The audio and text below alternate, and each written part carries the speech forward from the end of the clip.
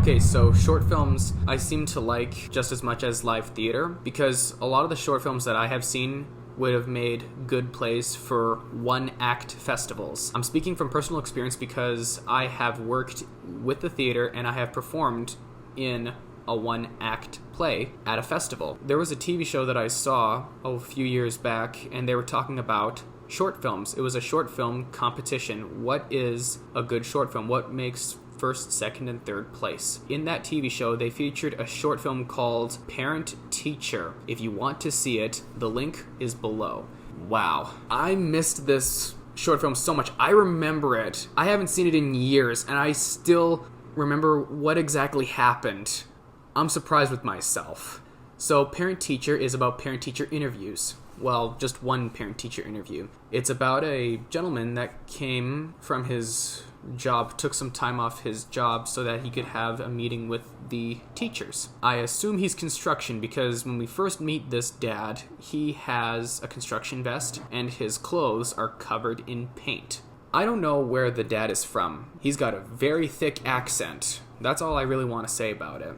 And the whole short film was shot in one take. Kind of reminded me of Birdman or 1917, and it was just I think this short film should be featured before theater motion pictures, kind of like Pixar shorts, except for adult films. Like, for instance, I was in the theater, and, they would show us, instead of a trailer, they would just show us a short film. Simple. And this was a short film done very well. Earlier I said cinematography shot in one take. Well, it was more than just shot in one take. The camera was mainly focused on our father, and how the camera paneled back and forth between the father and the teacher, his son's teacher. The main focus is the dad. We mostly hear the teacher. We do get a chance to see what his teacher looks like, but we mostly hear her voice describing what had happened earlier in the day. And also another unique trick that the cinematographers did, was it went from just it zoomed in. It started off just focusing on both the teacher and the dad, and then slowly the camera zoomed in. Another thing, plot. What is right or wrong? Do we fight back when it comes to bullying, or do we just simply tell the teacher?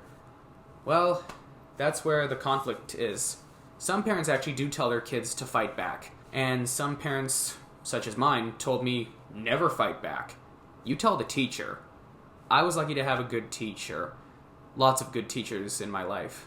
Unfortunately, some are not lucky and they don't have good teachers. I feel very thankful, but I digress. Some teachers are too touchy when it comes to nonviolence, whereas others, well, some kind of agree. When it comes to bullying, how should you stand up? Should you tell the teacher or fight back? In the end, that's up for you to decide. That's what this short film is. And of course, as always, the acting. For a short film, convincing. Some actors are a little wooden or as stiff as a board, and some actors are just kind of like, you can just kind of tell they're acting, whereas some, it feels real to you. And this movie sure did feel real to me. This was like the best short film ever. And since all these lockdowns began, I decided to explore more short films and at the same time look for this one. And I'm so glad that I found it. Again, like I said, if you want to see this movie, it is in the link below. Love it so much. Tell me what your thoughts about it in the comments, and tell me what you think, how you should stand up for bullying. Should we fight back, or should we tell the teacher? Up to you guys.